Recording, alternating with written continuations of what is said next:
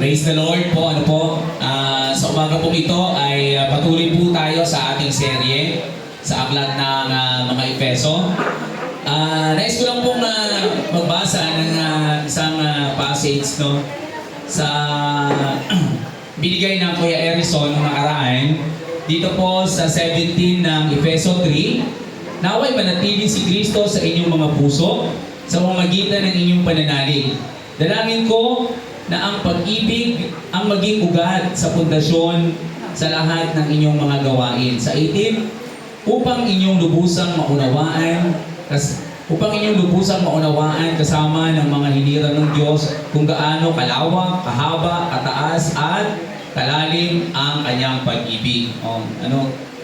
Yun ang isa sa mga binigay ng Kuya Erison na nakaraang sa salita niya dito. So umaga pong ito ay nasa Efeso chapter 4 po tayo ng verse 1 hanggang 32. At ito po ay may pamagat, binigyan po natin ng pamagat na nandito din po sa kanyang subtitle. Sabi dito, ang pagkakaisa sa Espiritu at ang bagong buhay kay Kristo. Tunay nga na magkarugtong talaga itong dalawang ito, kaya inilagay din ito ng kanyang subtitle dito. At tunay na talagang kumbaga hindi masukat din yung talagang kaalaman na binigay ng Panginoon kay Apostol Pablo para sumulat ng mga ganitong mga mensahe. So ang pagkakaisa sa Espiritu at ang bagong buhay kay Kristo. So napakahalaga talaga na magkaroon talaga tayo ng bagong buhay kay Kristo. Ang pagkakilala natin kay Kristo ay talagang mayroong purpose talaga siya. Tuloy po tayo. Maaari nating makita yung mga puntos na ito. Pwede pa nating basahin tapos i-claim natin sa sarili natin. Halimbawa ito po. Mamumuhay ako gaya ng nararapat sa mga tinawag ng Diyos. Sige, subukan natin. Sige po, basahin natin ang number 1. Mamumuhay ako gaya ng nararapat sa mga tinawag ng Diyos. Ikalawa, sisikapin ko mapanatili ang pagkakaisa mula sa Espiritu. Ikatlo po, nakatanggap ako ng tanging kaloob ayon sa sukat na ibinigay ni Kristo. Pinihanda ako, sige po, lahat po tayo, ng Panginoon ang bawat isa sa paglilingkod sa Kanya. Kalima, ako ay Kristiyano kaisa upang maging matatag sa katawan ni Kristo. Kanim, huwag akong mamumuhay tulad ng mga hindi sumasampalataya. Yan, Pito, pumarin ko ang dating pagkatao na nasisira. Yan. Ay, kawalo, nabago na ako ng diwa at pag-iisip. Yan. Claim natin sarili Kalim ay kasyam, susuot ko ang bagong pagkatao na nilikhang kalarawan ng Diyos. 10, huwag kong bigyan ng pagkakataon ang Diablo. 11, huwag kong saktayin ang kalooban ng Espiritu Santo sapagkat siya ang tatak ng Diyos sa inyo at katibayan na kayo'y tutubusin. 12, alisin ang lahat ng sama ng loob, puot, galit at huwag nang mambubulyaw, malalait, mananakit ng damdamin ng kapwa. At ang panghuli, maging mabait, maawain, mapagpatawad sa isa't isa tulad ng pagpapatawad sa inyo ng Diyos dahil kay Kristo. So bakit po natin i-claim ito? Mahalaga kasi talaga na laging katulad din ng pag-share, di ba tayo laging patungkol sa ating sarili o dun sa ating sa paligid natin. So laging sa sarili talaga natin. Laging sa sarili ko yung patungkol. Tingnan natin, itong mga puntos na ito ay pwede nating makita dito sa aklat ng Efeso chapter 4. So makikita natin dito na marami talagang magagandang pwede tayong makuha, mai-reveal ang Panginoon sa umagang ito. Sige po, mag-pray po muna tayo bago tayo magpatuloy. Panginoon, salamat din po na ang mensahe nyo ay mapag-aralan namin sa umagang ito. At tunay na ang iyong Santong Espiritu ang patuloy na kumilos sa aming kalagitnaan. At ikaw, Panginoon, ang patuloy na maghayag ng iyong mga salita at gamitin mo ako bilang iyong daluyan ng iyong mga salita. At ang aming mga kapatid ay patuloy talaga na maging bukas ang puso para sa iyong mga salita, Panginoon. Salamat po. Puhingi ka sa pangalan ni Jesus. Amen. Ayun po, yung 13 yan ay maaari makita natin yung mga puntos na yan dito sa loob ng chapter 4 po. Yung una, sabi diyan, mamuhay tayo ng gaya ng nararapat sa mga tinawag ng Diyos. So ano ba yung nararapat na tinawag ng Diyos? So may talagang, kuya mayroon ba talagang ng mga definite ba? So makikita natin. Sabi diyan sa chapter 4 ng Efeso, verse 1, kaya ako na isang bilanggo, si Apostol Pablo po ang nagsasalita dito. Dahil sa Panginoon ay nakikiusap sa inyo na mamuhay kayo gaya ng nararapat sa mga tinawag ng Diyos. 2, kayo maging mapagpakumbaba, mahinahon at matyaga, magparaya kayo dahil sa inyong pagmamahal sa isa't isa. So, napakaano ng paalala dito ni Apostol Pablo, no? Sabi niya, mamumuhay tayo ng nararapat at sa tinawag ng Diyos. Sabi niya, kaya't ako na isang bilanggo dahil sa Panginoon ay nakikiusap sa inyo na mamuhay kayo gaya ng nararapat sa mga tinawag ng Diyos. Kayo ay maging, anong kailangan daw natin? Mapagpakumbaba, mahinahon, at matyaga. Magparaya kayo dahil sa inyong pagmamahal sa isa't isa. So, ito makikita natin na itong mga karakter na ito pala ang kailangan taglayin, no, nating mga nakakilala sa Panginoon. Bagamat magiging proseso kasi, di ba? Kuya, ang hirap naman minsan tanggapin, di ba? Kasi nakasakatwira naman ako. Di ba? Sabi nga ng isang kuya, kapag nag-operate ka doon sa right, sa tama at mali, di ba? Siyempre, pagpipilitan mo na ikaw ang tama at magmumukha siya ang mali. Pero hindi yun yung pamantayan ng Panginoon, ng mga kapatid. Ang pamantayan ng Panginoon talagang dapat bukas tayo dun sa pagkakaunawaan. Diba? At maging mapagpakumbaba. Di ba? Maliit na bagay. Di ba? O anuhin na. Nang pagpasensyahan na. Di ba? Dito sa pagiging mahinahon. Dito lagi hindi nasusubok yung aking di ba? Ang aking pagiging mahinahon. Pero naman napapractice.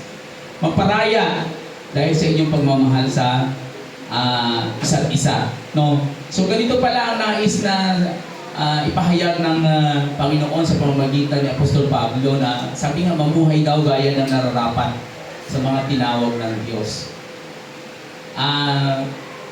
Maaaring sasabihin mo na, kaya pagka hindi ko ba yan nasunod, hindi na ba ako karapat-dapat sa harapan ng Panginoon?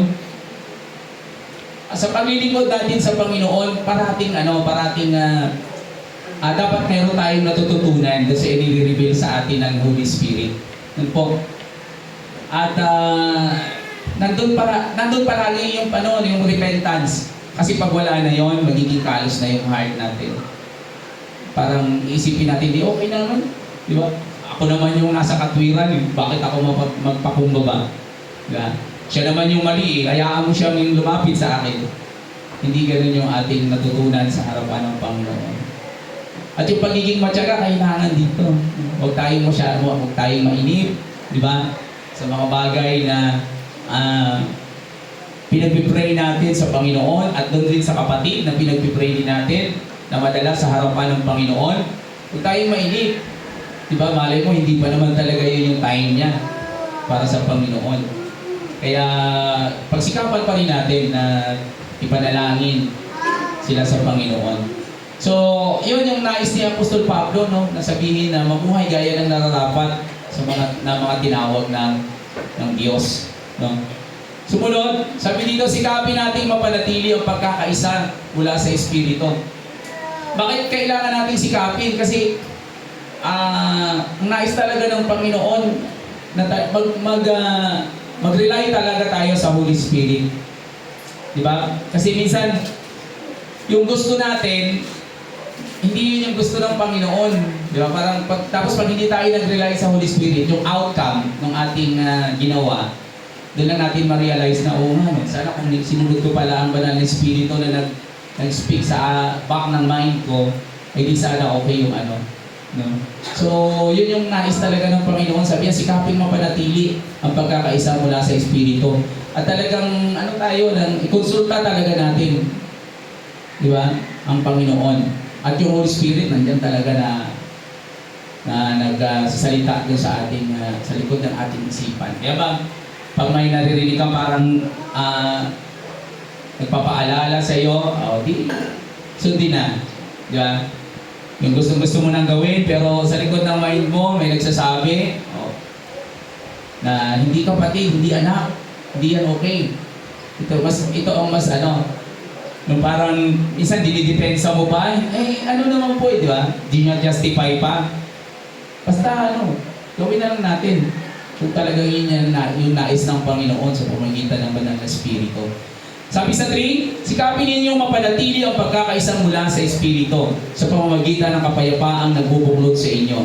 May iisang katawan at iisang Espiritu kung paano may iisang pag-asa na para doon tinawag ng Diyos. Tunay nga ito, dapat kaisa tayo mga magkakapatid. Iisa yung ating layunin sa harapan ng Panginoon. Kasi isa yung ating isa yung Spirit na nagmumove sa atin. No? Pwedeng hindi to magiging parang magtatalo pa tayo. Brad, ano naman tayo nilid naman ako ng Holy Spirit. Di siya, nilid din ng Holy Spirit. Tapos sa isang banda, nag-a-argue kayo na pareho kayong nililid ng Holy Spirit. Hindi okay yun sa harapan ng Panginoon. Di ba? Halimbawa kami YouTube, pinagtatanggol niya, Kuya, gagawin mo to kasi nilid naman ako ng Holy Spirit. Brother, nilid na ako ng Holy Spirit na hindi rin yan. Saan tayo doon, di ba? Kaya kailangan talagang ipanalangin yung mga pagkakataon. And then, sikapin natin, mapanatili ang pagkakaisang mula sa Espiritu. Na pamagitan ng kapayapaang nagbubuklod sa inyo. So, mahalaga ito, na makita ng mga tao at kapatid sa paligid na iisa talaga yung spirit na nandyan sa kanila at yung unity, di ba, ay nandoon. Makikita natin yun talaga ang nais talaga ng Panginoon. Sumunod po, sabi dito, sikapin nating mapanatili ang pagkakaisa mula sa Espiritu pa rin. May isang Panginoon, iisang pananampalataya, at iisang bautismo. Iisang Diyos at Ama natin lahat. Siya ang higit sa lahat, kumikilos sa lahat, at mananatili sa lahat. So, may isang Panginoon, iisa naman talaga yung ating pinaglilingkuran, si Jesus Christ, di ba? Iisang pananampalataya, at iisang bautismo. So, yun ang nais talaga ng Panginoon na talagang sa paglakad natin sa Kanya, sa paglilingkod natin, iisa ang ating layunin. Di ba? Iisa yung ating tinatahak. Mahirap naman na sa isang bangka tayo, tapos ang sagwan ng isa pa ganon. Tapos yung ibang sagwan pa ganito. Di ba? Kung makakapanood tayo ng yung may nagtatambol yung sa sport, di ba? Yung nakikinig lang sila sa beat, pero ang dami na sagwan. Kahit sa beat lang, sabay na sabay, dragon boat, no? Ngayon marami na ganon, tapos marami nagsasagwan. And then, yung kanilang command ay yung beat nung nagtatambol. So, pansinin mo dito, may isang magbimintis lang doon kahit sa beat lang nung kanyang sagwan. Sa rhythm lang nung kanyang pagsagwan. Babagal sila. Pero dahil ultimo yung rhythm ng kanilang pagsagwan, dahil dun sa beat, nagkakaisa sila. Ganun din tayo sa harapan ng Panginoon. Kasi tunay na sabi ni Apostol Pablo dito, iisa lang naman yung ating Panginoon na pinaglilingkuran. Di ba? Malibang, may iba pa tayong ng daladala. Pero hindi, di ba? Nakilala natin si Jesus, iisa yun sure tayo sa ating puso. Amen po ba? Iisang pananampalataya. Iisa naman talaga yung ating pananampalataya. Yeah. At iisang bautismo. Sino po ang dito? Diba? Nung nakaraan, nagkaroon ng baptism. At nagko-call uli ngayon, baka may gusto pa daw na para may schedule ulit. At isang Diyos at Ama nating lahat, siya ay higit sa lahat, kumikilos sa lahat, at nanatili sa lahat. Diba? Ang God the Father talaga. So, makikita natin dito na itong dapat mga bagay na ito, iisa lang yung ating dito, stand sa harapan ng Panginoon. Diba? Kasi yung spirit na nagmumove sa atin ay iisa lang. Kaya napakahalaga talaga na nagkakaroon din ng sharing yung mga kapatid. No? Nagkakaroon ng fellowship. Ang hirap lumago na mag-isa lang. Ako, halimbawa sa bahay, ako lang doon. Ang hirap kong lumago. Diba? Sumunod, sabi dyan sa Thessalonica 4, verse 7 and 8 ng Magandang Balita, Biblia. Ibang, po ito? Sabi niya, tayo tinawag ng Diyos upang mamuhay sa kabanalan, hindi sa kahalayan. Kaya ang sino mang humahamak sa aral na ito ay humahamak hindi sa tao, kundi sa Diyos na siyang nagkaloob sa atin ng Espiritu Santo. So tunay na sinabi sa Thessalonica na tayo tinawag daw ng Diyos upang mamuhay sa kabanalan, hindi sa kahalayan. No? At sa 8, kaya sino mang humahamak sa aral na ito ay humahamak hindi sa tao, kundi sa Diyos na siyang nagkaloob sa atin ng Kanyang Espiritu Santo. So mahalagang panghawakan natin itong mga sinabi ng Biblia na tayo ay tinawag ng Panginoon. No? Kaya mamuhay tayo. Sabi sa kabanalan, hindi daw sa kahalayan. Tunay na mga kapatid na talagang ang paligid, sabi nga, si Satan daw is like a roaring lion. Nandiyan lang siya sa paligid, handang Manila. Opportunity lang ang hinahanap niya. Yeah. Nung una nga, nag-uusap pa sila ng Panginoon, di ba? Sabi, ano mo, ginagawa, yung pagkalagala. Kaya, sinabi ng Diyos sa kanya, nakita mo ba yung sipon? Yung lingkod ko, napakabuti niya. Yeah. Pero ang sabi niya, kaya lang naging mabuti yan. Kaya naglilingkod, pinagpapala mo. Pero imagine mo, pagkalagala lang siya. And then, opportunity lang yung kanyang hinahanap.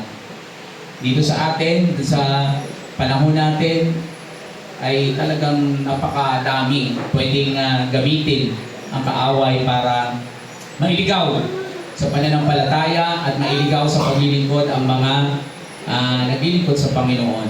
Kaya sabi ng Thessalonica, napaalala, tayo tinawag ng Diyos upang mabuhay sa kabanalan at hindi sa kahalayan. At ang paalala din pa na sino mang humamak sa aral na ito ay humahamak hindi sa tao, kundi sa Diyos na siyang nagkaloob sa atin ng Kanyang Espiritu Santo.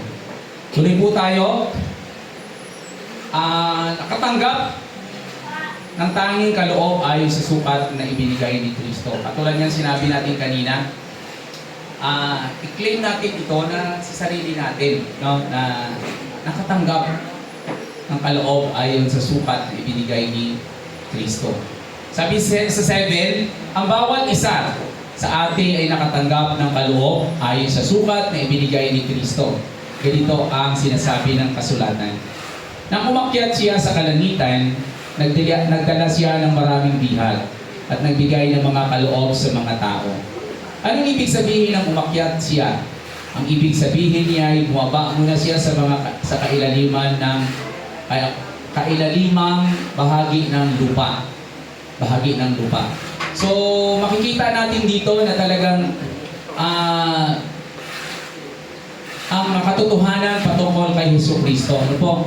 Sabi diyan, ang bawat isa sa atin nakatanggap ng tanging kaloob ay sa sukat na ibinigay ni Kristo.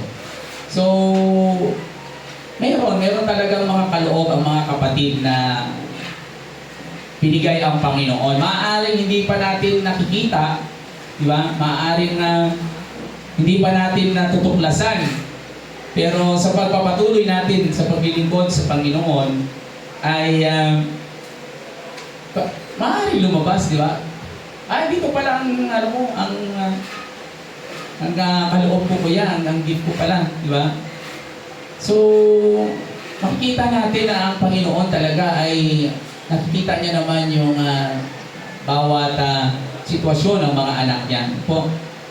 At ang mga katotohanan yon ay sinabi din talaga no, sa 7, ang bawat isa sa atin ay nakatanggap ng tanging kaloob ayon sa sukat.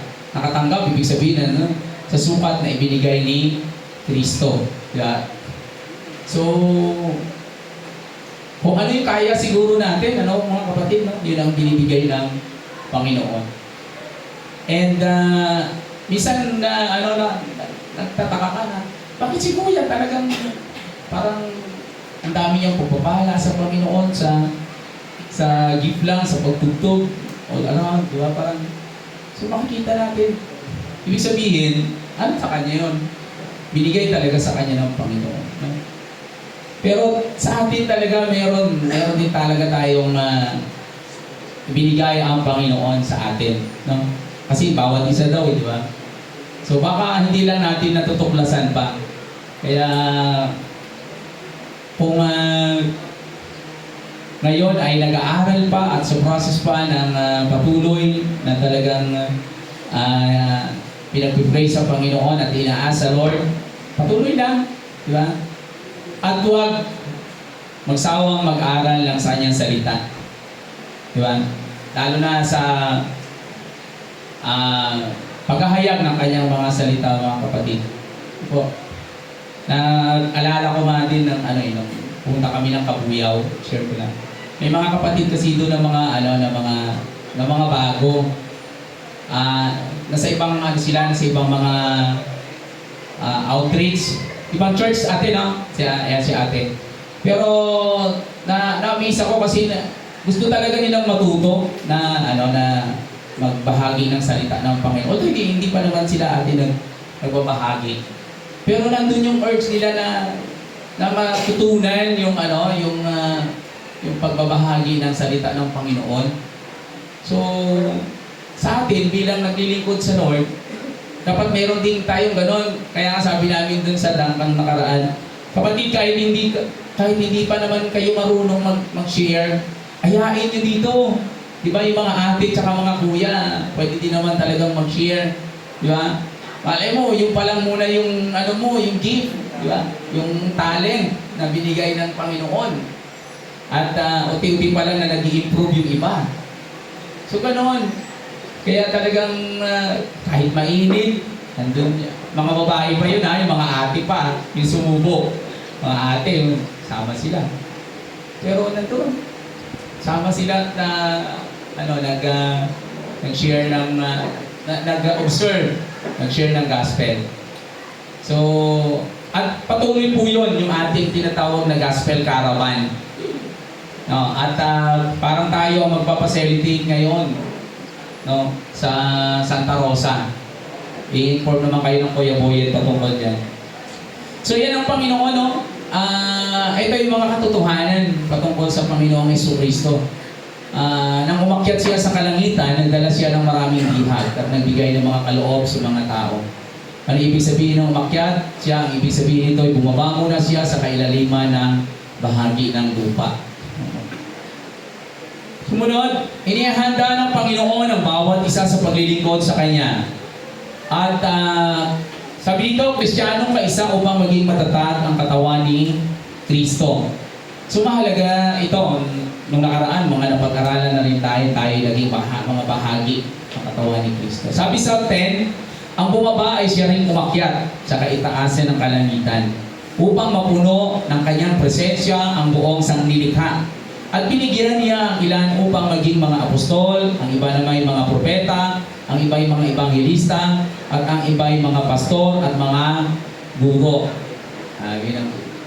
Kuya, wala naman, parang hindi naman kami kabilang dyan. Pero, ang Panginoon po ay nagbibigay ng kaalaman sa bawat isa sa atin. No? Diba? Kung nagpapahayag tayo ng salita, kaya ang talagang binibigay sa atin ay magbahagi, mag-practice tayo, magbahagi ng salita ng Panginoon talaga. Bakit? Inihanda ng Panginoon ang bawat isa sa atin. No? Kaya din tayo din, talagang nagpa-practice tayo na marami ang maabot, marami ang makakilala sa Panginoon, marami ang makita ang kabutihan ng Panginoon. No? At kaya makikita natin na sabi nga, totoo yung sinasabi na the harvest is plentiful but the workers are few. Sa gospel carnival, pag nakita ka doon, busy-busy talaga ang mga tao, abalang-abala talaga sila. Pero sa kabila ng kanilang kaabalahan ay maaari pa rin naman talaga silang makapakinig. Yun yung talagang kailangan natin na abutin talaga din sila. So, wag lang tayong magsawa na abutin itong mga taong to kahit doon sa mga paligid natin. Kasi nga, yun talaga ang nais ng Panginoon. Sabi niya, ibahagi talaga ang kanyang mga salita. Diba? So, makikita natin dito na talagang inihanda ng Panginoon ang bawat isa sa atin. Saan? Sa paglilingkod sa Kanya. Bakit po? Tayo Kristiyanong kaisa upang maging matatag ang katawan ni Kristo. Para maging, ibig sabihin, kapag maraming naglilingkod sa Panginoon, maraming nagpapahayag ng salita ng Panginoon patungkol kay Kristo, talagang tatatag ang katawan ng Panginoon. Di ba? So dapat mas lalo pa tayong magsumikap na talagang ibahagi ang buhay patungkol sa Panginoon. At sabi, binigyan ng ilan ng kaloob upang maging mga apostol. Ayan, ang iba naman yung mga propeta. Ito yung lalo na nung unang panahon, no? Ang iba yung mga evangelista, mga evangelisto. Ang iba yung mga pastor at mga guro. So, makikita natin dito, no? Pero tayo, ngayon sa ating panahon ngayon, ay hindi na tayo mga propeta na talagang katulad ng ibang mga nakikita natin sa TV. Hindi man tayo ganon. Pero binigyan tayo ng pagkakataon ng Panginoon. Yung pagkakilala natin sa Kanya ay isa ng pagkakataon para may bahagi din natin yung Kanyang salita sa iba. Ano po? So, yung buhay natin ay minsan akala natin, parang hindi naman ako sanay magsalita masyado, parang ang hirap ko mag-communicate ba? Ganun. Tapos, kinakabahan ako, nahihiya ako. Gano'n naman talaga tayo mag-start, di ba? Sa pag-share ng salita ng Panginoon. Sa pagbabahagi ng salita ng Panginoon. Hindi napakadaling magsalita. At kapag gano'n yung nararamdaman natin, natural yun. Di ba? Natural lang yun. Kasi kapag kinabahan ka, magdidepend ka sa Panginoon. Magdidepend ka sa Holy Spirit. Mag-a-ask ka lang sa Lord na, Lord, bigyan mo ako ng tahapang, ng courage na mag-share. Di ba? Bigyan mo ako ng tahapang na magbahagi ng iyong salita.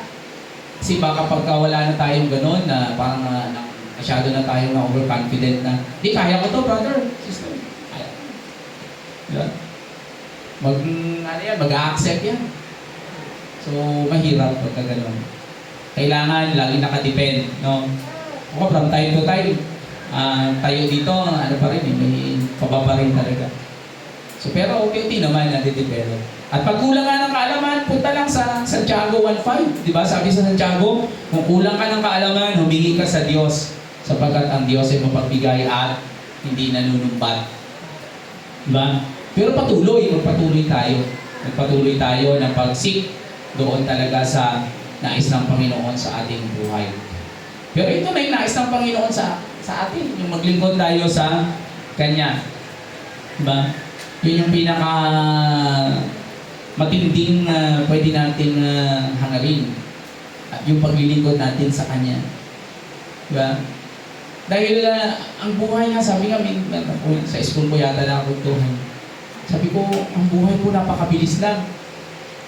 Ay, si Sir pala, si Sir. Totoo tunay siya. Sabi ko, gano'n ang buhay, napakabilis lang. Kakwentuhan mo ngayon, baka bukas hindi na. Di ba? May mga ganong tao. Ganun lang ang buhay.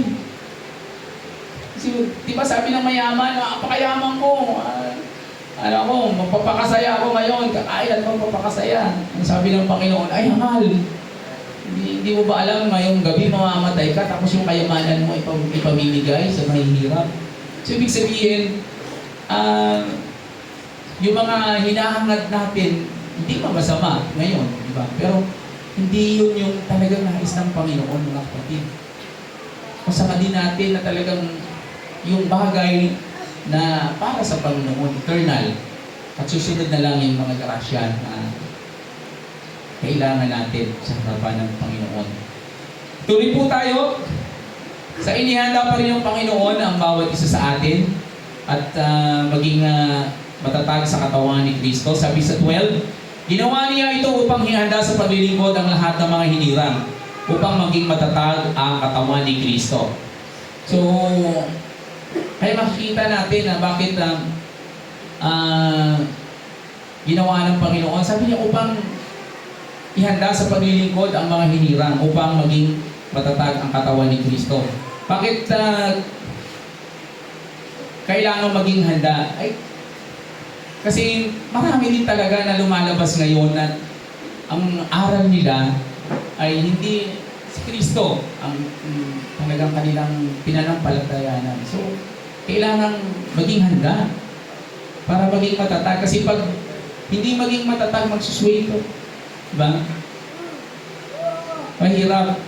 Kaya tayo bilang naglilingkod sa Panginoon, talagang mananalangin tayo, doon niya sa, di ba, sa pinag-aralan natin, kailangan ng nagdi-devotion, nananalangin, mahalaga to. At ang mga bagay na gagawin natin, kailangan simulan natin sa panalangin. Hingin natin sa panalangin. Hinihingi natin kahit na medyo parang maano lang siya, simple lang, yung mga parang tipong simple lang yung gagawin mo, pero kailangan mo pa rin ipanalangin. Di ba? Kahit nga aalis ka, di ba? Sasakay ka ng sasakyan, pray. Manalangin. Simulan sa panalangin yung mga bagay. Kasi mahirap kapag nalusutan tayo ng kaaway.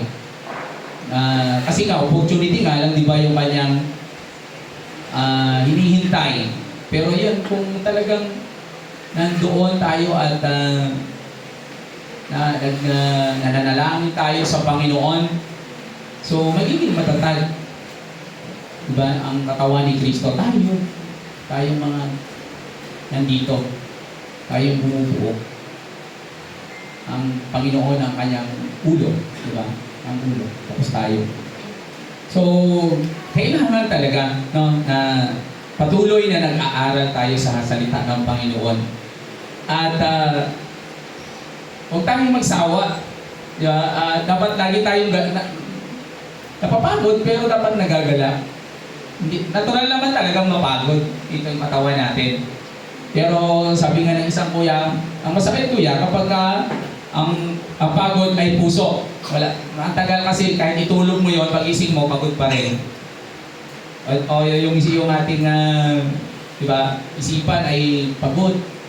Pagod pa rin. Pero yung katawan, pag-ising mo, diba, yung mga cells natin mag-regenerate ulit ng lakas. Diba, pagka natulog naman kasi saka nagre-repair yung ating katawan, diba, ng mga masasakit-sakit. Then later, pagkagising natin, okay na ulit tayo. So, okay na ulit. Diba? Pero pag yung puso, ang pagod na pagod, diba? Para sa paglilingkod sa Panginoon, mahirap.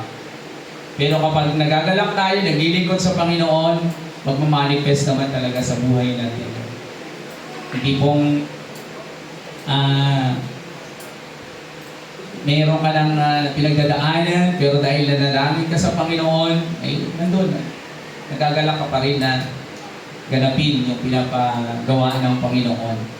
So, ganoon lang talaga tayo sa Lord. Isipin natin na para sa Panginoon itong ginagawa ko ito, para maging strong yung body ng Christ. So, kasi pag hindi, ang pundasyon natin ay hindi ang Panginoon at ang mga bagay sa paligid natin, so maano tayo, masishake tayo. Pero kapag talagang tinitingnan natin ang Panginoon, si Christ, kahit na medyo merong titik ng konti ay nangingiti lang tayo. Ano po? Sumunod po, sabi diyan, pagkakaisa ng pananampalataya at pagkilala sa anak ng Diyos, si Jesus Christ. No? 13, hanggang makarating tayo sa pagkakaisa ng pananampalataya at pagkilala sa anak ng Diyos at maging ganap ang ating pagkatao ayon sa pagiging ganap ni Kristo o Christ-likeness. Diba?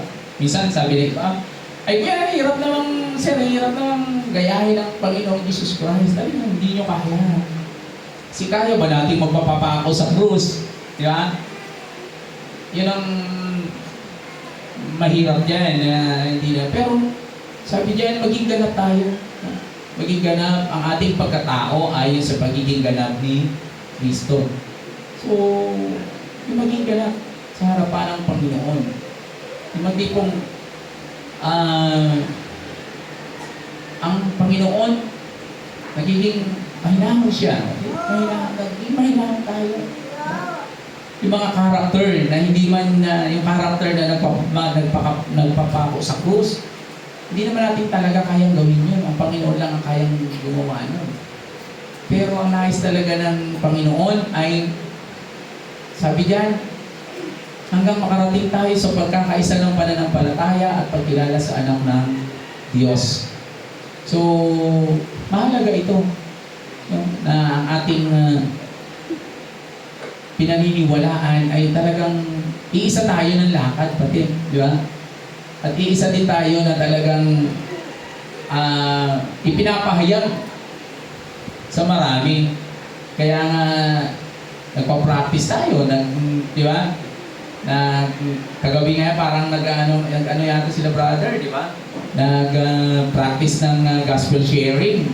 Okay yun. 4 piece, 5 piece. Di ba? 4 piece. 5 piece pala yun anyway. Kasi pag sa gospel caravan kasi yan yung laging sinasabi. So, naging Pantawid Pamilyang program yung ano no? Pero sa gospel caravan kasi yun na yung inaano natin, pinapractice yung 5 piece. Di ba? Mabilis lang kasi siya. So, yun. Mga ganon, papracticein natin siya. Pero talagang, bakit natin to gagawin? Dahil marami pa talagang nangangailangan ng salita ng Panginoon. Sa palagi po, akala lang natin, pagka parang ang mga tao hindi nakikinig. Pero pag nilapitan, in-approach ng mga ate, doon sa maiksing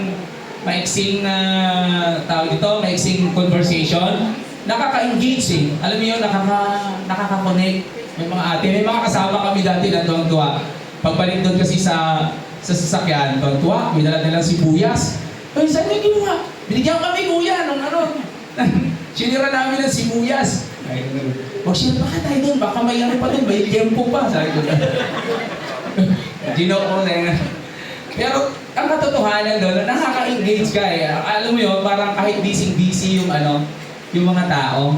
Sabi niya, kuya, may iyak-iyak ka si ate. At least na-touch yung heart niya. Di ba? Pero alam mo yun, talagang pwede tayo kahit doon sa parang tipong pag inisip natin na, ano kaya ito? Makikinig kaya sila? Mag-engage siya kaya sila? Pero ano sila? Pag nakuha natin yung kanilang attention, maano sila? Naalala ko si Kuya Jan kasi nag-speak, may approach akong isang nanay.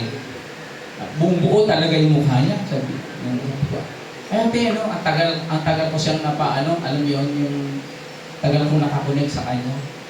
Kung ilan, ano pa yung mga tinatanong ko, ako po siya, ganun, tagal ko siyang bago ko ipag-pray. Tapos inalo ko lang siya, hindi ko na share directly yung gospel, pero inalo ko siya ng prayer. Sabi, gusto niyo po pag-pray? Pag-pray ko po kayo. Pagka pumayag naman, kasi doon sa prayer, pwede naman doon natin sabihin yung gospel. So mga gano'n na paraan.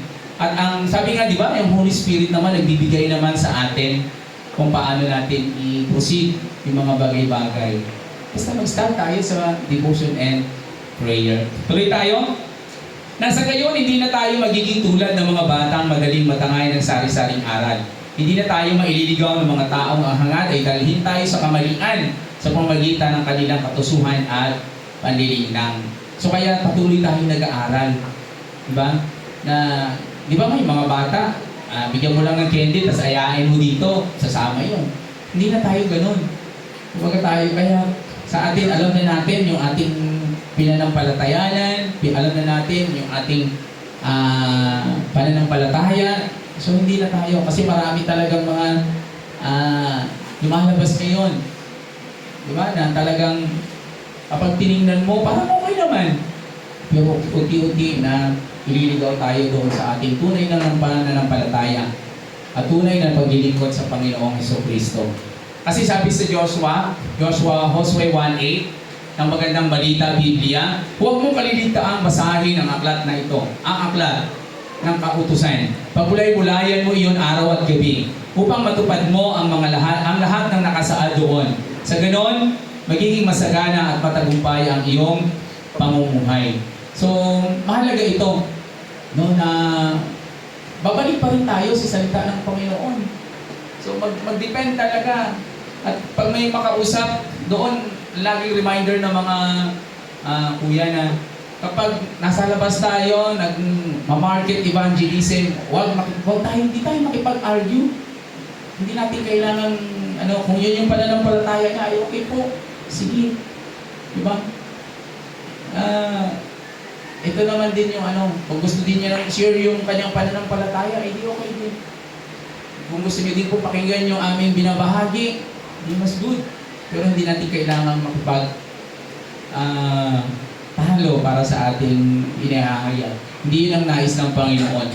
Kaya sabi, huwag natin kaligtaang basahin ang aklat ng kautusan. Pagbulay-bulayan natin, pagbulay-bulayan mo yun araw at gabi upang matupad mo ang lahat ng nakasaad doon.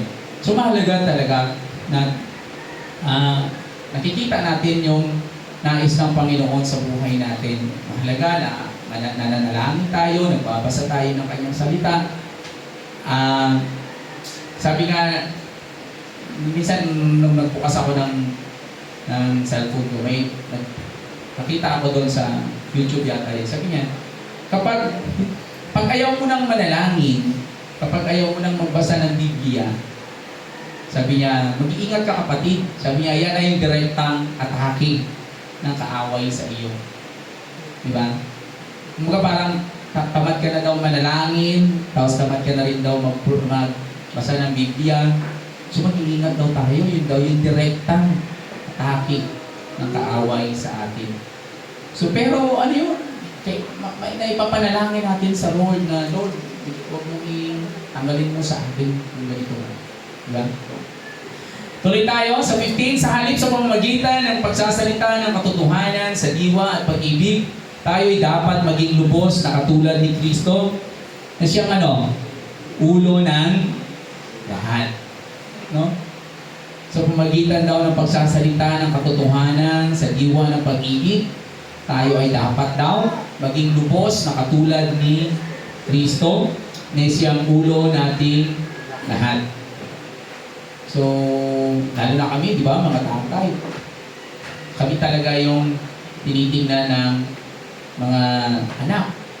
So, napakahalaga na nakabase sa Panginoon yung aming ginagawa.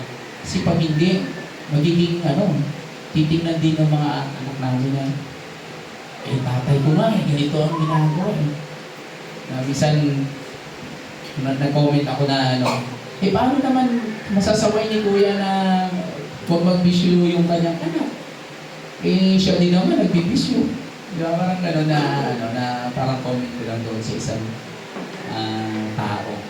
So, mahalaga tayo na sabi diyan na tayo'y na tayo dapat maging lubos na katulad ni Kristo na siya ulo ng ating lahat. Ang Panginoon lang talaga naman ang pinakaulo, ang pinaka hari ng mga hari, di ba? Panginoon ng mga Panginoon. Si Kristo na ating binabahagi din sa iba.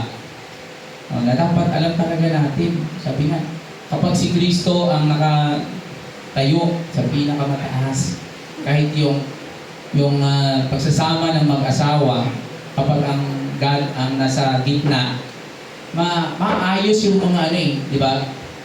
Di ba yung sa pyramid nga, ang Panginoon ang nandun sa gitna, tapos yung mag-asawa na sa dalawang gilid.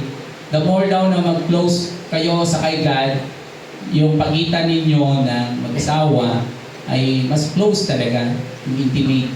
Diba? Pero parehas kayong malayo sa Panginoon, sa pyramid, malayo din ang distance.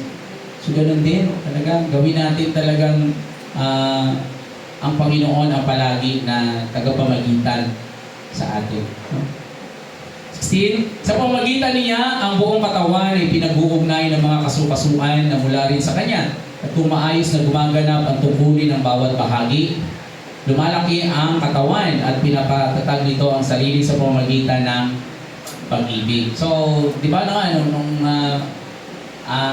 mga una ay pinag-aralan din natin iba't ibang bahagi na hindi naman ako mata, di ba? Bakit ko tayo'y iisa sa katawan ng Panginoon. No? Sabi dito, huwag kayong mamuhay tulad ng hindi sumasampalataya. Bakit may mga ganun daw na? Di ba? 17, sa pangalan ng Panginoon, binabalaan ko kayo, huwag na kayong mamuhay tulad ng mga hindi sumasampalataya. Walang kabuluhan ang kanilang iniisip.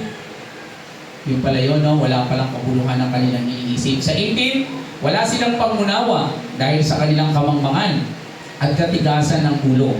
Wala silang bahagi sa buhay na kaloob ng Diyos. Sila ay naging alipin ng kahalayan at wala na silang kahihiyan. Wala na silang inaatupag kundi pawang kalaswaan. So makikita natin ang mga biblical principles talaga na ito yung ayaw ng Panginoon. Di ba? Na maging character. Sabi ni Apostol Pablo, no? Iniisip niya, baka may ganito pa tayong no? May ganito pa tayong gawi. Sabi sa pangalan ng Panginoon, binabalaan ko kayo. Huwag na kayong mamuhay tulad ng hindi sumasampalataya. So, reminder ng God, no?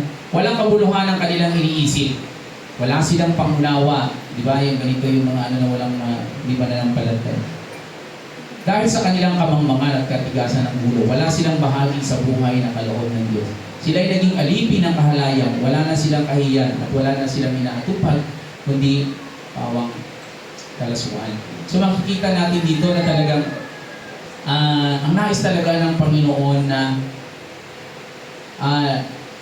hindi ganito yung ating iniisip, hindi ganito yung ating gawi. Diba? Ang iniisip na natin ay patungkol sa Panginoon. Ang iniisip natin ay patungkol sa paglilingkod sa Kanya. Mga bagay na eternal. Diba? Sabi mo dati, ganito yung pangarap ko na Pero pagdating sa Panginoon, hindi yung pangarap mo ay hindi yun yung pangarap ng Panginoon. Diba? Magkaiba nga yung gusto ng God. And sa ating pagpapatuloy po, sabi, hubarin na natin ang dating pagkatao na nasisira. No? At mabago na daw tayo ng diwa at pag-iisip. Diba? Sabi sa 20, hindi ganyan ang natutunan ninyo tungkol kay Kristo. Napakinggan na ninyo ang aral ni Jesus at natutunan na ninyo ang katotohanan nasa Kanya. Iwan na ninyo ang dating pamumuhay. Di ba? May dating parang pamumuhay. Alam niyo, Apostol Pablo. Hubarin na ninyo ang dating pagkatao na nasisira dahil sa masamang pagnanasa. Ito yung mga kasalanan. So, hubarin na natin. Di ba? Kung sa damit ito, literal, pag marumi, di ba, hindi naman na tayo nasusuot ng maruming damit. So, hubarin na natin. Sabi niya, Hindi ganyan yung nais ng Panginoon sa atin. Sabi nga niya sa 21, napakinggan na ninyo ang aral ni Jesus at natutunan na ninyo ang katotohanan nasa Kanya. Di ba? Nung nakilala natin ang Panginoon. Pagkatapos sa 22, sabi ni Apostol Pablo, iwanan ninyo ang dating pamumuhay. Baka mayroon pa kasing kapatid na medyo pabalik-balik pa doon sa at hubarin na ninyo ang dating pagkatao na nasisira dahil sa masasamang nasa. Di ba? Totoo naman, kasi kaya ito pinaalala ni Apostol Pablo din, maaaring niya nakikita siya doon sa mga kapatid pa. At ikaw lang naman talaga at ang Panginoon ang nakakaalam ng yung sitwasyon. Di ba? At pwede naman talaga tayong magtanong sa Lord. Halimbawa, nagpipray ka, Lord. Pwede mo din i-confess sa Lord. Di ba? Kung hindi mo ma-confess sa at kung trusted mo yung ate at kuya, pwede ka ding mag-ask ng prayer. Di ba? Kung gusto mo mas maraming prayer, mas okay. Diba? Ganun talaga tayo sa harapan ng Panginoon. Iluluhod natin sa prayer yung isang bagay kasi hindi naman natin tumaya. Sabi nga ng isang kuya, pag hindi mo na kaya, kung hindi mo na alam ang gawin, kung hindi mo na alam ang gawin ng isang bagay, pumunta ka dun sa pinakaalam mong gawin. Ano po yon? Yung manalangin. Di ba? Manalangin tayo. Yun lang naman talaga kaya pa natin gawin for the meantime. Kasi hindi na natin, hindi ko na alam yung gagawin ko, Lord. Hindi punta ka doon sa pinakaalam mong gawin, ang manalangin sa harapan ng Panginoon at yun din talaga yung nais ng Panginoon. Sabi dito, iwanan ninyo ang dating pamumuhay. Hubarin na ninyo ang dating pagkatao na nasisira dahil sa masamang pagnanasa. So, ito yung mga kasalanan. So, tanggalin na talaga natin sa ating sarili, no? Yung pagkakilala natin sa Panginoon.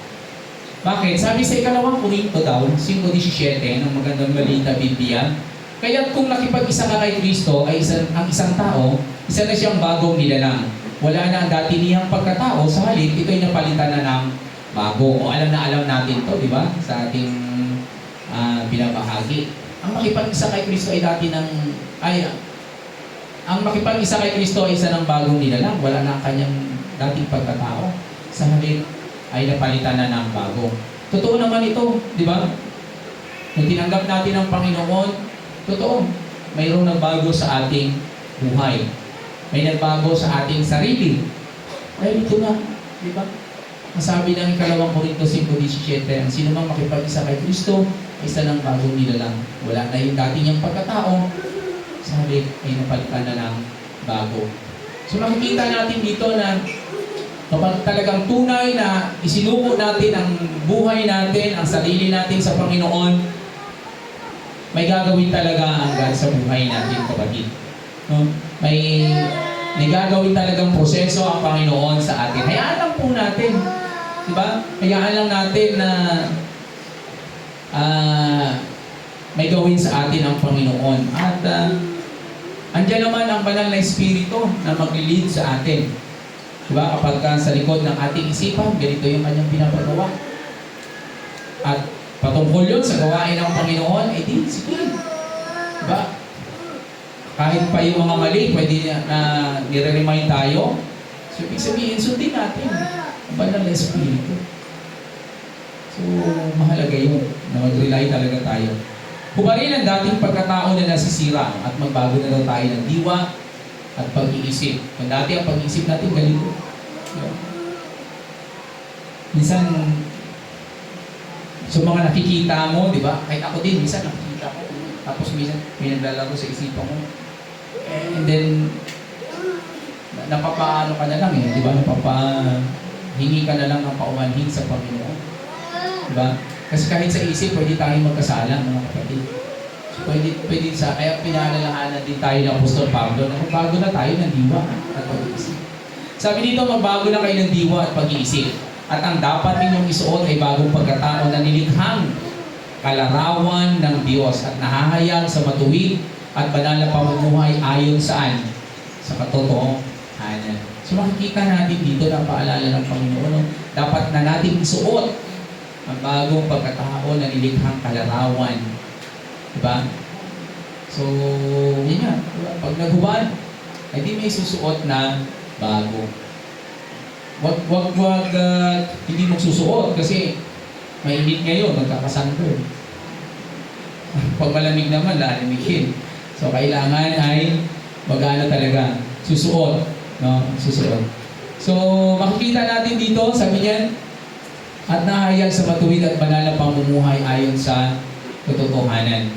So, paalala din dito ng Efeso na talagang ang dapat ninyong isuot. Dapat ninyong isuot ay ang bagong pagkatao na nilikhang kalarawan ng Diyos at nahayag sa matuwid at banal na pamumuhay ayon sa katotohanan. So kapag ito yung mga inalala natin lagi na, ito, daladala ko pala ang Panginoon sa aking buhay. Diba? So makikita natin na matuwid yung ating paglakad sa Panginoon. At huwag nating magiging laging basihan na may nakakaya. Baka sabihin, nagsisimba ko sa LA. Hindi ganoon. Dapat ang talagang basihan natin mga kapatid, ang Panginoon. Diba? Gagawin ko to dahil sa Panginoon. Gagawin ko to dahil kay Jesus. Gagawin ko to para sa Panginoon. Huwag na ang maging ano natin, ang maging basis natin ay yung halimbawa, yung organisasyon, yung church, yung kapatid. Hindi.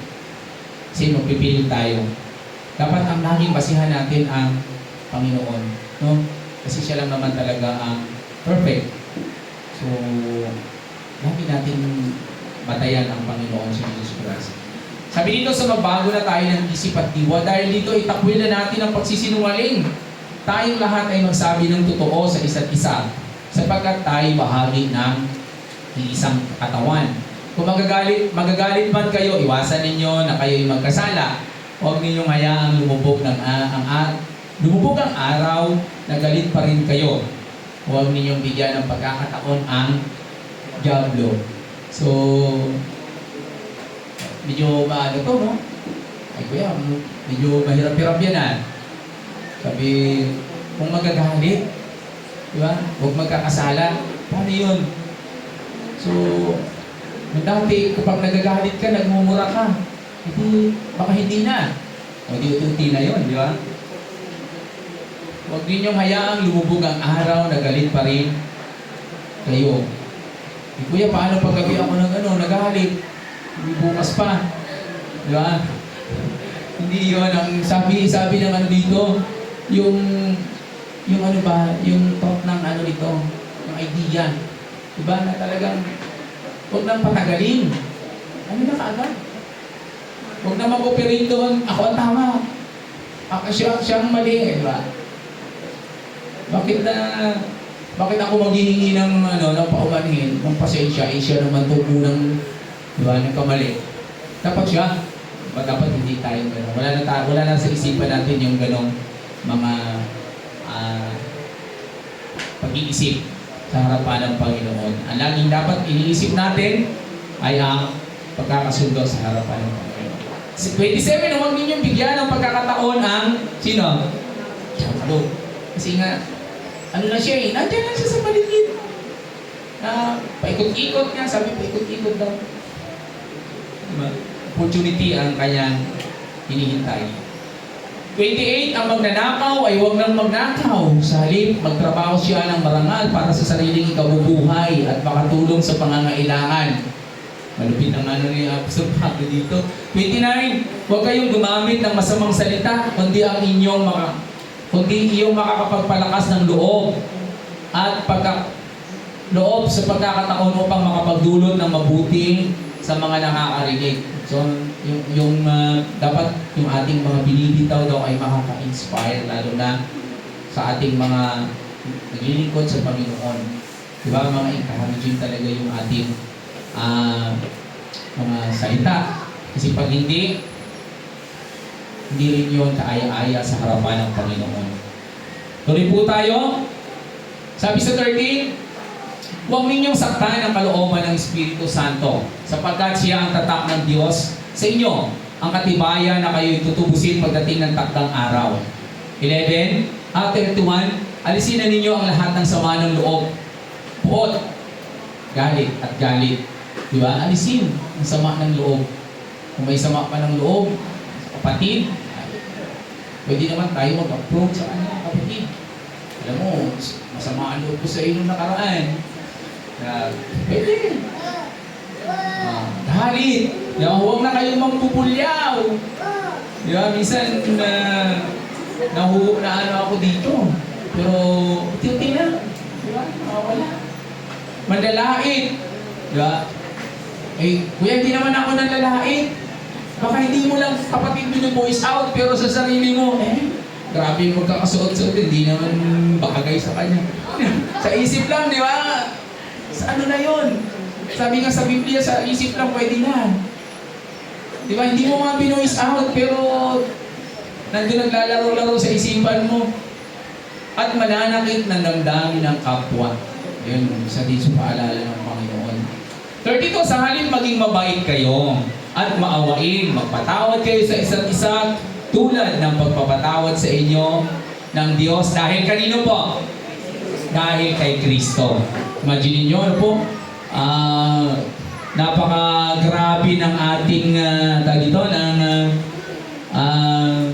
tagapamagitan. Si Kristo. No? Dahil kay Kristo, ginawa ito ng Diyos. So makikita natin na itong mga karakter na to ay napansin pa rin ni Apostol Pablo sa mga kapatid. Kaya i-remind niya pa rin tayo sa kanila ito na sa kasalukuyan, maaaring meron din to sa atin na pwede din natin ipag-pray. Di ba? Sa harapan ng Panginoon. And then dapat mayroon laging pagkakataon na mag-repent sa harapan ng Panginoon. Pag nag-repent, hindi unti-unti na nag-improve pa doon sa bagay na yon. Na Lord, salamat. Hindi na ako masyadong malakas ng salita. Kunti na lang. Na ano pa rin, kunti na lang. Di ba? So, unti-unti. Di ba? Hindi man tayong nananakit. Pero nananakit ng damdamin ng ating kapwa. Baka, di ba, baka doon sa ating pagsasalita ay natouch natin yung kanyang di ba? O kaya yung manlalait, di ba? Ito ang kahit sa isipan. Baka nagkakasalan tayo dito, kapatid. So, dapat nating maalala, no? Sabi diyan na yung pinakahuli, last verse natin, na sa halip, maging mabait kayo at maawain. Magpatawad kayo sa isa't isa tulad ng pagpapatawad sa inyo ng Diyos dahil kay Kristo. So, dahil sa ginawa nga ng Panginoong Kristo ay ginawa din ito ng Diyos sa atin. Sa ating hamon, sabi dito, doon ko din po kinuha sa 25 ng Efeso chapter 4 hanggang 29. Dahil dito, itakwil na natin ang pagsisinungaling at tayong lahat ay magsabi ng totoo sa isa't isa sapagkat tayo'y bahagi ng isang katawan. So, challenge talaga to sa atin, mga kapatid. Di ba? Practical to. Practical talaga na sinasabi ng Biblia sa aklat ng Efeso. 26. At kung magagalit kayo, iwasan ninyo kayo'y magkasala. Huwag ninyong hayaang lumubog ang araw. Nagalit pa rin kayo. So, challenge to sa atin. Kaya ba natin gawin? 28, ang magnanakaw ay huwag nang magnakaw, sa halip magtrabaho siya ng marangal para sa ating sa sariling kabubuhay na makatulong sa pangangailangan. So wala naman to sa atin. Sa 29, huwag kayong gumamit ng masamang salita, kundi iyong nakakapagpalakas at angkop sa pagkakataon upang makapagdulot ng mabuti sa nakakarinig. So isang hamon din sa atin habang lumalakad tayo sa Panginoon. Isa pa, alisin na ninyo ang lahat ng sama ng loob, puot at galit. Huwag na kayong mabubulyaw, malalait at malalakit ng damdamin ng kapwa. No? Kahit yung mga narinig pala, dapat hindi natin masaktan yung kanilang damdamin. Challenge dito sa atin, practical, di ba? Sa araw-araw. Sa halip, maging mapait kayo at maawain, magpatawad kayo sa isa't isa tulad ng pagpapatawad sa inyo ng Diyos alang-alang kay Kristo, dahil kay Kristo. So yun yung mga hamon na talagang pwede nating makita at maipag-pray sa mga susunod na araw. Lord, tulungan niyo po ako na magawa itong mga bagay na to Sa ating mga tanong, pangtalakayan, una, sa iyong palagay, bakit mahalagang kaisa tayong lagi sa Espiritu at magbigay ng mga pangyayari o sitwasyon na naalala mo ang Santong Espiritu ang nagkukondit sa iyo? Diba parang share mo lang siya? O nga kapatid parang ito gusto kong gawin, hindi ko naman, di ba? Two, kung magagalit, sa verse 26 to, kung magagalit man kayo, iwasan ninyong kayo magkasala, huwag ninyong hayaang lumubog ang araw na galit pa rin kayo. Ano kaya ang pakahulugan para sa iyo ng passage na ito? So baka may mga iba pa tayong mga pwedeng i-share dito. Number 3, sa iyong palagay bilang isang naglilingkod kay Kristo, paano mo maisa sa pamuhay ang Efeso chapter 4 at ibahagi ito sa iyong kapartner? So yung mga sa atin, nag-rema sa atin habang inaaral natin ang salita ng Panginoon. Yun lamang po at pagpalain po tayo ng Panginoon. Panginoon, salamat po sa umagang ito. Tunay na napakadakila ng iyong banal na pangalan. Salamat po sa iyong banal na Espiritu na gumabay sa amin at sa patuloy na ang iyong mga salita ang patuloy naming naaral, Panginoon. Patuloy pa naming hinihiling ang patuloy na pag-reveal, Panginoon, ng iyong mga salita, Lord. Salamat po. Purihin ka sa pangalan ni Jesus. Amen.